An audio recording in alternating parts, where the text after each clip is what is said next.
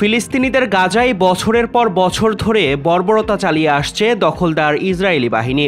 তবে এবার মরণ কামড় দিয়েছে। প্রতিদিনই বড় হচ্ছে লাশের মিছিল, বাদ যাচ্ছে না শিশুরাও। গাজার অধিবাসীদের জন্য হৃদয় পড়ছে বিশ্ববাসীর। তাই গাজায় এমন মানবিক বিপর্যয়ের প্রতিবাদে পুরো বিশ্ববাসীকে কর্মবিরতি পালনের আহ্বান করা হয়েছে। সোমবার বাংলাদেশের মানুষও সেই প্রতিবাদের মিছিলে যোগ দিয়েছে। শুধু বাংলাদেশ নয়, গণহত্যা বন্ধের দাবিতে বিশ্বের বিভিন্ন দেশে রাস্তায় নেমে এসেছে হাজার হাজার মানুষ। তারা গাজায় বর্বর হামলা ও ইসরায়েলের প্রতি যুক্তরাষ্ট্রের সমর্থনের নিন্দা জানিয়েছেন। এছাড়া দ্রুত সময়ের মধ্যে যুদ্ধ বন্ধের দাবি জানিয়েছেন। যুক্তরাষ্ট্রের ওয়াশিংটন ডিসিতে বিক্ষোভ করেছে হাজার হাজার মানুষ। ওই সমাবেশে ৩০০রও বেশি সংগঠন সমর্থন জানিয়েছে।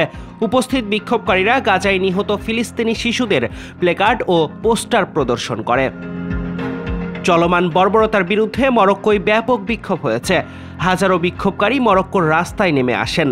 গাজায় ইসরায়েলি যুদ্ধের প্রতি যুক্তরাষ্ট্রের সমর্থনের বিরুদ্ধেও বিক্ষোভকারীরা ক্ষোভ প্রকাশ করেছেন। বিগত কয়েক মাসের মধ্যে মরক্কোয় সবচেয়ে বড় বিক্ষোভগুলোর মধ্যে এটি একটি।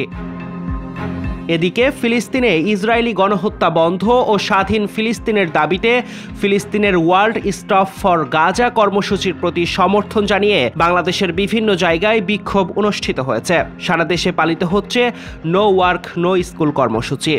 সকাল থেকেই ক্লাস পরীক্ষা বর্জন করে ধর্মঘট পালন করেছে রাজধানী ঢাকা সহ সারা দেশের বিভিন্ন শিক্ষা প্রতিষ্ঠানের শিক্ষার্থীরা। এতে সংহতি জানিয়েছে শিক্ষক, কর্মকর্তা, কর্মচারী সহ একাধিক রাজনৈতিক ছাত্র সংগঠন সহ সর্বস্তরের সাধারণ মানুষ। এছাড়া মধ্যপ্রাচ্য ও উত্তর আফ্রিকা জুড়ে একই রকম বিক্ষোভ হয়েছে। এসব বিক্ষোভ থেকে ফিলিস্তিনিদের প্রতি সংহতি ও ইসরায়েলের প্রতি নিন্দা জানানো হয়েছে। ফিলিস্তিন জুড়েও সাধারণ ধর্মঘট পালনের ডাক দেওয়া হয়েছে। ফিলিস্তিনিদের জাতীয় ও ইসলামী শক্তিগুলো এক বিবৃতিতে ধর্মঘট কর্মসূচির ঘোষণা দেন।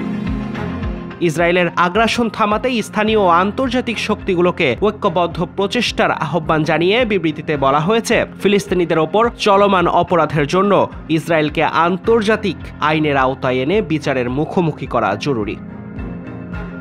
Tarique Rahman, news now 24।